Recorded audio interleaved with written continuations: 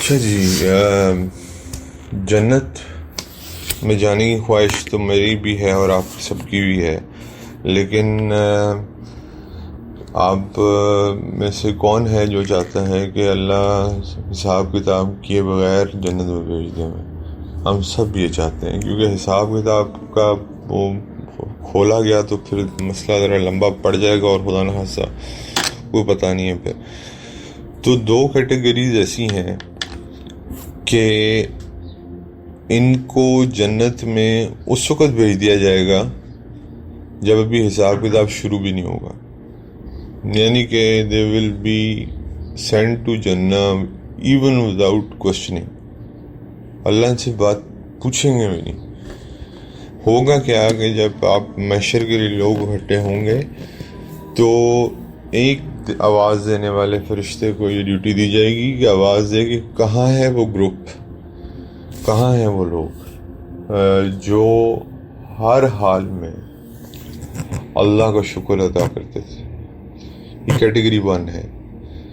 ہر حال میں کسی کا بیٹا فوت ہو گیا، کسی کے والد فوت ہو گئے، کسی کی والدہ نعوذ باللہ فوت ہو گئے، کوئی بھی نقصان ہو گیا، مالی نقصان ہو گیا، جانی نقصان ہو گیا، لیکن وہ اللہ سے راضی رہے۔ غم تھا لیکن اس غم نے ان کو اللہ سے علیحدہ نہیں ہونے دیا، اللہ سے جوڑ کے رکھا، اللہ کے ساتھ ہر طرح سے وہ کیا رہے، خوش اور خرم رہے، اللہ سے راضی رہے، اللہ ان سے راضی رہا اور وہ اللہ سے راضی رہے۔ بات یہ ہے، تو وہ لوگ جو تھینک فل رہے ہر سٹیٹ میں اللہ کے، یہ وہ لوگ ہیں جن کو بغیر کسی حساب کتاب کے اللہ تعالیٰ جنت میں داخل کریں گے۔ اچھا، کسی کے لیٹ سے والد صاحب 10 سال بعد فوت ہو جاتے ہیں، تو آپ یہ دیکھیں کہ حدیث میں آتا ہے کہ آپ اس کی تفسیر میں لکھتے ہیں، جو محدثین ہیں وہ یہ لکھتے ہیں کہ دیکھیں آپ کو یہ بھی اللہ تعالیٰ نے ایک تقویت بخشی ہے کہ آپ نے 10 سال ایک والد کی نعمت کو دیکھا ہے۔ کہیں ایسے بھی لوگ ہیں جو پیدا ہوتے ہیں ان کو والد کی نعمت ہی میسر نہیں ہوتی۔ حضور صلی اللہ علیہ وسلم himself was an example، جب وہ پیدا ہوئے تو والد کی نعمت میسر نہیں تھی، اور آپ کو پتہ ہے کہ پھر دشمن بھی زیادہ تھے اور پروٹیکشن، ادھر جب ابا جان ہوتے ہیں نا تو پھر پروٹیکشن فیل ہوتی ہے انسان کو، جب ابا جان چلے جاتے ہیں تو پروٹیکشن فیل نہیں ہوتی۔ لیکن ان لوگوں کا سوچیں جن کے ابا جان تھے ہی نہیں۔ آپ نے کسی کے 10 سال، کسی کے 12 سال، کسی نے 15 سال، کسی نے 40 سال اپنے والد صاحب کے ساتھ گزار لیے، وہ اس کے لیے ایک بہت بڑی نعمت ہے۔ جانا تو سب نے ہے، ٹوڈے اور ٹمورو اور آفٹر ایئرز جو بھی وہ اس میں، لیکن یہ نعمت کا قدر کرنا جو ہے، اس نعمت کا شکر کرنا جو ہے، یہ تو میں صرف والد کی مثال دے رہا ہوں، اس طرح والدہ ہیں، اس طرح وائف ہیں، اس طرح بچے ہیں۔ حضور صلی اللہ علیہ وسلم کو، اب میرے اور آپ کے جو ہمارے بچے ہیں الحمدللہ ہم نے تو ان کو 10 سال بھی دیکھ لیا، اور حضور نے تو اپنے بچوں کو بھی پورا ٹائم نہیں دیکھ سکے۔ صرف ایک سیدنا فاطمہ الزہرا تھی جو حضور کی حیات میں زندہ رہیں، باقی سب اللہ کے نبی کے بچے ان کو پیارے ہو گئے۔ اچھا، کوئی ایسا مومنٹ مجھے بتائیں جس میں حضور صلی اللہ علیہ وسلم نے اللہ کی ناشکری کی ہو، طائف ہو جائے، احد ہو جائے، یہ جو ٹف ٹائمز تھے، ایون کہ میں واقعہ پڑھ کے حیران ہو رہا تھا کہ حضور صلی اللہ علیہ وسلم کے سامنے ایک دفعہ ابو جہل، یہ ابھی اس کی بات آئی تھی تو پھر میں نے دماغ میں یہ واقعہ بھی آ گیا کہ حضور صلی اللہ علیہ وسلم کے سامنے ایک دفعہ ابو جہل آیا تو اس نے نبی کریم صلی اللہ علیہ وسلم کو، حضور تشریف لے کے جا رہے تھے اپنا نارمل روٹین میں، سامنے آ کے کھڑا ہو گیا جان کے، مینٹل ٹارچر، کہ ہاں بھائی کیا ارادہ ہے، اس دین کی تبلیغ چھوڑنی نہیں چھوڑنی؟ نبی کریم صلی اللہ علیہ وسلم نے خاموشی اختیار کی۔ اس کے بعد کہتے 6 دفعہ اس نے سوال پوچھا، ایک روایت میں 4 دفعہ آتا ہے، ایک دفعہ 6 دفعہ آتا ہے، تبلیغ چھوڑنی نہیں چھوڑنی؟ حضور صلی اللہ علیہ وسلم ہر سوال پہ خاموش رہے، ہر سوال پہ۔ تو اب یہ صبر ہے نبی کریم صلی اللہ علیہ وسلم کا، صبر سے کام لے رہے ہیں۔ اور وہ پھر اس نے نا حضور صلی اللہ علیہ وسلم کی نعوذ باللہ نام بگاڑنا شروع کیا تاکہ یہ غصے سے کچھ بولیں گے. نبی کریم صلی اللہ علیہ وسلم پھر خاموش رہے. اچھا اب غصہ نبی کریم صلی اللہ علیہ وسلم کو چڑھنے کی بجائے اس کو چڑھنا شروع ہو گیا. اتنا غصہ اس کو آیا, لال پیلا سرخ ہو گیا, خبیث کا بچہ, اور اٹھا کے اس کے ہاتھ میں جو ڈنڈا تھا وہ حضور صلی اللہ علیہ وسلم کے سر مبارک میں مارا. تو نبی کریم صلی اللہ علیہ وسلم کو اتنی شدید ہرٹ ہوا کہ حضور نے اپنے سر پہ ہاتھ رکھا اور چپ کر کے وہاں سے تشریف لے کے چلے گئے. تو سیدنا حمزہ رضی اللہ تعالیٰ عنہ اسی وقت آ رہے تھے مکہ سے, شکار کے لیے باہر نکلے ہوئے تھے, اور غالباً شیر کا شکار کر کے آ رہے تھے. تو ان کی جو بھتیجی تھی انہوں نے ان کو آ کے کہا کہ آپ شیروں کا شکار کرتے ہیں, آپ ذرا خبر لیجئے اس خبیث کی جس نے ابھی آپ کے جو پیارے بھتیجے ہیں محمد صلی اللہ علیہ وسلم ان کے سر میں ڈنڈا مارا ہے, ان کا خون بہنا شروع ہو گیا. تو حضرت حمزہ رضی اللہ تعالیٰ عنہ نے ادھر ہی وہ پھینکا شکار اور جا کے اپنا ڈنڈا جا کے اٹھایا. پہلے گئے اس کے پاس, سیدھا گیا ابو جہل کے پاس, اس وقت بیٹھا ہوا تھا اس میں کعبۃ اللہ کے پاس بیٹھا ہوا تھا. تو اس کو پہلے برا بلا کہا جیسے اس نے حضور کو کہا تھا, اور پھر اس کے سر میں رکھ کے ایک ڈنڈا دیا, اس کا بھی سر پھٹ گیا.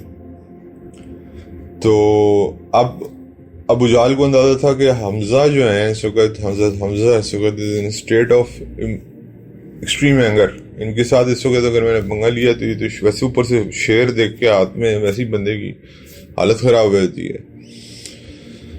اس کے بعد وہ اپنے گھر جاتے ہیں, نبی کریم صلی اللہ علیہ وسلم کے گھر جاتے ہیں اور دیکھتے ہیں کہ اماں ختیجہ حضور کے سر پہ پٹی کر رہی تھی. تو حضور صلی اللہ علیہ وسلم جو ہیں وہ ان کا سر مبارک زخمی تھا. تو پھر وہ جو ہے نا حضور کو گلے لگاتے ہیں, اور حضور ظاہری بات ہے یار ہر بندے کے سینٹیمنٹس ہیں. پروفٹ صلی اللہ علیہ وسلم انسان تھے, ان کے اپنے سینٹیمنٹس تھے, ہی ہیڈ نو پروٹیکشن. تو مطلب کہ جب چچا کے ساتھ گلے لگے تو رونا آ گیا کہ مطلب کہ ظاہری بات والد کی نعمت نہیں تھی. اگین وہی والی بات بھی میں اب سے آپ کر رہا ہوں. تو انہوں نے حضرت حمزہ نے کہا کہ میں نے آپ کا بدلہ لے لیا ہے, اب امید ہے کہ آپ خوش ہو جائیں گے, تو آپ پلیز غم نہ کریں. تو انہوں نے کہا یار پیارے چچا جان مجھے غم اس بات کا ہے ہی نہیں, مجھے بدلہ نہیں چاہیے, مجھے خوشی ایک چیز سے معلوم ہوتی ہے صرف کہ جو بندہ بھی ہو وہ کلمہ پڑھ لے.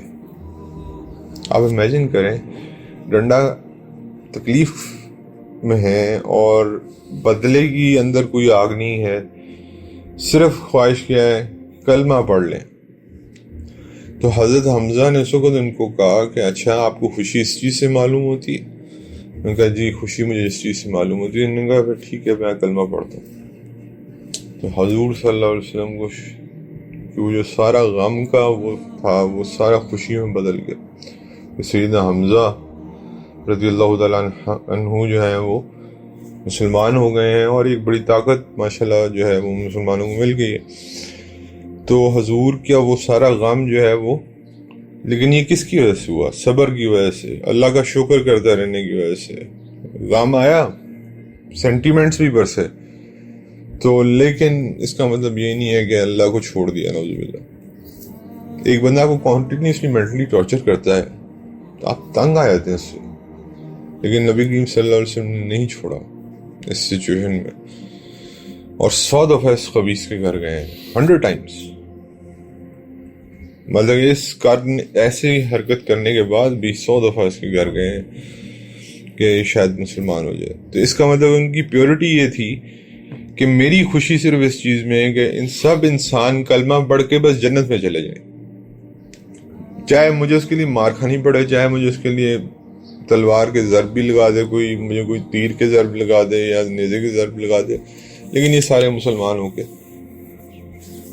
جنت میں چلے جائیں. دس واز دا فکر آف پروفٹ صلی اللہ علیہ وسلم. اچھا دوسری کیٹیگری کیا ہے؟ پھر وہی جو کالر ہے وہ یہ کال کرے گا کہ وہ لوگ کہاں ہیں جو رات کو اپنی نیند قربان کر کے اپنی آرام گاہوں سے اٹھتے تھے اور رات کو اپنے جے نماز یا میں مفہوم بتا رہا ہوں حدیث کا، یا جس جگہ پہ وہ نماز پڑھتے تھے اس کو گیلا کیا کرتے تھے. تو پھر ایک سرٹن گروپ اٹھے گا اور they will enter into جنت. پہلے وہ شکر گزاروں والا گروپ گیا سیدھا جنت میں، اور پھر یہ ایک وہ لوگ گئے جو ایک رات کو سرٹن ٹائم پیریڈ میں عبادت کیا کرتے تھے اور سیدھا جنت میں. کیوں؟ نیند مجھے اور آپ سب کو پیاری ہے. ظاہری بات ہے سارا دن ورک لوڈ ہو کے رات شام کو جا کے انسان تھکتا ہے، سوتا ہے، تو اس نیند کا قربان کرنے کا اللہ تعالیٰ کی قدردانی دیکھیے. ادھر تو آپ کسی پہ احسان کریں تو اگلے کو قدر نہیں ہوتی، لیکن اللہ یار چھوٹی چھوٹی چیزوں کی قدر کرتے ہیں. تو نیند کا قربان کرنا جو ہے نا، نیند کا قربان کرنا خالی وہ اللہ کے ہاں اتنی وقت رکھتا ہے کہ اللہ تعالیٰ بلا حساب و کتاب آپ کو جنت میں بھیجنے کو تیار ہے. کہ اس نے اس میں اٹھ کے تکلیف اٹھائی تھی میرے لیے، جا کے وضو کیا تھا، اور رات کو کچھ پہر میں اس نے میرے لیے ٹائم نکالا تھا. اللہ کے لیے یہ اتنی محبوب چیز ہے کہ اللہ کہتے ہیں کہ ایسے انسان کو میں بغیر بے حساب و کتاب جنت میں بھیجوں گا، کیونکہ اس نے میرے لیے یہ قربانی دی تھی. اب آپ سوچیں کہ جو اس قربانی پہ یہ دے رہا ہے وہ اس قربانی پہ کیا دے گا جب آپ اللہ کے راستے میں اپنی جان دے دیں، پھر مال دے دیں. جان تو سب سے آخری لیول ہے، شہید کا رتبہ یہیں سے جج کر لیں. جو اپنی نیند کو قربان کرنے پہ اللہ اس گروپ کو ڈائریکٹلی بے حساب و کتاب جنت میں بھیج رہا ہے، تو آپ سوچ لیں جو جان اور مال قربان کرتے ہیں ان کے لیے کیا ہوگا مرتبہ. تو یہ دو کیٹیگریز ہیں، اور بھی حدیث میں کیٹیگریز آتی ہیں، لیکن یہ دو آپ کے سامنے میں پیش کر رہا ہوں. نمبر 1، those people جو ہوا ہے ever remain thankful to Allah in any condition. جو بھی کنڈیشن ان پہ آئی الحمدللہ، ہر جگہ الحمدللہ. تکلیف آئی، برداشت کی، اندر صبر کیا، لیکن اوپر اللہ کا شکر ادا کیا. اور اس کے بعد جو ہے وہ لوگ جو رات کو اللہ تعالیٰ کے لیے خصوصی طور پہ اٹھتے ہیں اور اکیلے میں جب دنیا سو رہی ہے، چند لوگ ہوتے ہیں صبح جو اللہ کو سجدہ دے رہے ہوتے ہیں، تو اللہ تعالیٰ ان کے نام ڈپیوٹ کر لیتا ہے اپنے پاس. اور یہ وہ لوگ ہیں، اور یہ دونوں گروہ جب اٹھیں گے ان کے بارے میں لکھا ہوا ہے کہ یہ بڑی کم تعداد ہوگی. تو دس مینس کہ یہ دونوں گروہ بہت کم ہیں، they are very less in numbers, بڑے گروپس نہیں ہیں یہ. اس کا مطلب ہے کہ ان گروپس میں شامل ہونے والا جو ہے وہ لکی انسان ہے. تو اللہ سے دعا کرتے ہیں جی کہ اللہ تعالیٰ ہمیں اپنا شکر گزار بندہ بنائے، number 1 on the first place. اور وہی حضور صلی اللہ علیہ وسلم والی بات، حضرت اما عائشہ پوچھتی تھیں کہ یا رسول اللہ آپ اللہ کے آگے کیوں استغفار کرتے ہیں، آپ تو بخشے ہیں، معصوم ہیں. تو حضور کیا فرماتے تھے، کیا میں اللہ کو شکر گزار بندہ نہ بنوں؟ تو یہی وجہ ہے کہ اللہ تعالیٰ نے ان لوگوں کو بے حساب و کتاب جنت میں رکھا ہوا ہے. تو اللہ ہمیں بھی یار ان دونوں چیزوں میں ہماری بھی مدد فرمائے. کوئی ایک چیز بھی اللہ میں نصیب فرما دے تو انشاءاللہ بے حساب و کتاب. These are the VIPs of the جنہ فرینکلی، جن کا کوئی سیکیورٹی چیک نہیں ہے. جب آپ کہیں جگہ جاتے ہیں تو جو VIPs ہیں ان کا آپ کو پتہ ہے پروٹوکول بھی کیا ہوتا ہے. تو these are the VIPs of اللہ. These two groups are the VIPs of Allah. Number 1, the people who are thankful. Number 2, the people جو رات کو اٹھ کے اللہ کی عبادت کرتے ہیں. تو یہ اللہ کے VIPs ہوں گے آخرت میں، اور لوگ ان کو دیکھ کے رش کریں گے کہ ہم نے بھی کاش یہ عبادت کی ہوتی ان دونوں میں سے. یا ہم بھی شاید اللہ کے شکر گزار ہوتے تو آج ہمیں بھی یہ اسٹیٹس ملتا.